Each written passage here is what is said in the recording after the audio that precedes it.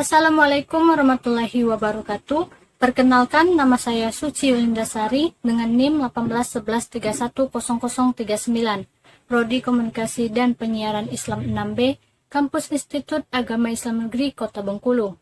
Di video kali ini, saya akan mempresentasikan hasil PowerPoint saya dengan judul Gaya Komunikasi dan Gaya Kepemimpinan. Baiklah, langsung saja kita ke videonya. Gaya komunikasi dan gaya kepemimpinan. A. Pengertian gaya komunikasi. Gaya komunikasi adalah alat perilaku pribadi yang terspesialisasi yang digunakan dalam situasi dan kondisi tertentu. Gaya komunikasi adalah keseimbangan antara perilaku formal dan perilaku kasual atau perilaku santai dalam percakapan. Berikut ada beberapa pengertian gaya komunikasi menurut para ahli. Yang pertama ada Senjaja.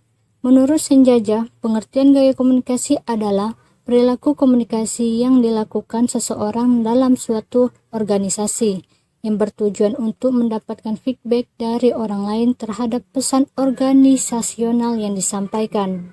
Yang kedua ada Allen dan kawan-kawan. Menurut Allen dan kawan-kawan, pengertian gaya komunikasi adalah cara seseorang dapat berinteraksi dengan cara verbali dan paraverbali untuk memberi tanda bagaimana arti yang sebenarnya harus dipahami atau dimengerti. Selanjutnya ada macam-macam gaya komunikasi. Yang pertama, the controlling style. Gaya komunikasi yang bersifat mengendalikan ini ditandai dengan adanya satu kehendak atau maksud untuk membatasi, memaksa dan mengatur perilaku, pikiran, dan tanggapan orang lain. Orang-orang yang menggunakan gaya komunikasi ini dikenal dengan nama komunikator satu arah atau one-way communication.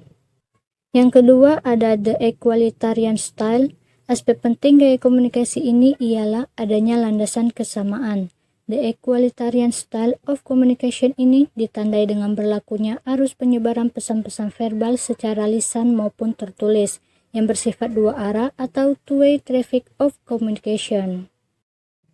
Ketiga, the structuring style.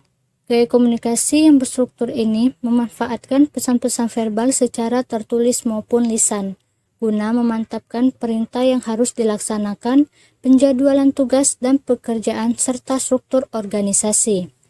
Pengirim pesan atau sender lebih memberi perhatian kepada keinginan untuk mempengaruhi orang lain dengan jalan berbagai informasi tentang tujuan organisasi, jadwal kerja, aturan dan prosedur yang berlaku dalam organisasi tersebut. Yang keempat, the dynamic style. Gaya komunikasi yang dinamis ini memiliki kecenderungan agresif karena pengirim pesan atau sender memahami bahwa lingkungan pekerjaannya berorientasi pada tindakan atau action oriented. The dynamic style of communication ini sering dipakai oleh para juru kampanye ataupun supervisor yang membawa para wiraniaga atau salesman atau saleswoman. Yang kelima ada the relinquishing style. Gaya komunikasi ini lebih mencerminkan kesediaan untuk menerima saran, pendapat, ataupun gagasan orang lain daripada keinginan untuk memberi perintah, meskipun pengirim pesan atau sender mempunyai hak untuk memberi perintah dan mengontrol orang lain. Pembahasan selanjutnya, B. Pengertian gaya kepemimpinan. Gaya kepemimpinan merupakan strategi yang diterapkan oleh seorang pemimpin dalam mengarahkan para bawahannya guna menyatukan tujuan organisasi dengan karyawan demi mencapai tujuan bersama. Berikut pengertian gaya kepemimpinan menurut para ahli. Yang pertama, menurut Rifai dalam bukunya Manajemen Sumber Daya Manusia untuk Perusahaan, gaya kepemimpinan didefinisikan sebagai pola menyeluruh dari tindakan seorang pemimpin, baik yang tampak maupun yang tidak tampak oleh bawahannya. Yang kedua, menurut Miftah Toha dalam bukunya Kepemimpinan dalam Manajemen, menjelaskan bahwa gaya kepemimpinan merupakan norma perilaku yang digunakan oleh seseorang pada saat orang tersebut mencoba mempengaruhi perilaku orang lain seperti yang ia lihat. Selanjutnya ada jenis-jenis gaya kepemimpinan. Banyak perusahaan yang menganggap bahwa gaya kepemimpinan yang diterapkan dalam perusahaannya sudah sesuai dengan harapan dari para karyawannya. Tetapi pada kenyataannya, sistem yang sudah diterapkan tersebut tidak sesuai dengan harapan para karyawannya. Hal ini bisa dilihat dari kinerja karyawannya yang terus menurun. Menurut teori Pat Goal, jenis-jenis gaya kepemimpinan dibagi menjadi 4, yaitu yang pertama kepemimpinan direktif.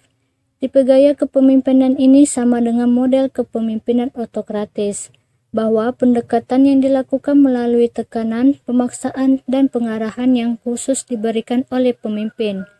Dalam jenis gaya kepemimpinan ini tidak ada partisipasi di bawahannya. Yang kedua, kepemimpinan suportif. Gaya kepemimpinan ini mempunyai kesediaan untuk menjelaskan sendiri, bersahabat, mudah didekati, dan mempunyai perhatian kemanusiaan yang murni terhadap para bawahannya. Yang ketiga, kepemimpinan partisipatif. Pada gaya kepemimpinan ini, pemimpin berusaha meminta dan menggunakan saran atau ide dari para bawahannya. Namun, pengambilan keputusan masih tetap berada padanya. Yang keempat, kepemimpinan berorientasi pada prestasi. Gaya kepemimpinan ini menetapkan serangkaian tujuan yang menentang anggotanya untuk berprestasi dan menjadi lebih baik. Pemimpin juga memberikan keyakinan kepada mereka bahwa mereka mampu melaksanakan tugas pekerjaan mencapai tujuan secara baik.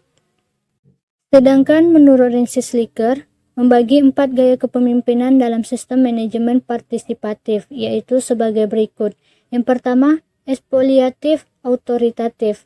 Pemimpin model ini sangat otokratis, kurang percaya pada bawahan, komunikasi satu arah ke bawah, memotivasi anggotanya melalui rasa takut dan jarang memberi penghargaan, membatasi pengambilan keputusan dari bawahan, dan memperlihatkan karakteristik yang sama.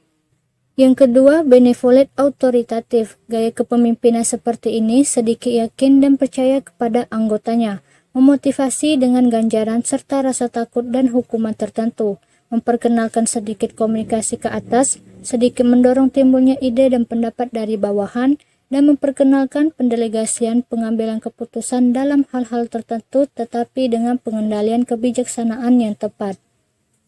Yang ketiga, konsultatif. Pemimpin seperti ini memiliki rasa yakin dan percaya secukupnya kepada bawahan, biasanya menggunakan ide-ide kreatif dari para anggotanya secara konstruktif.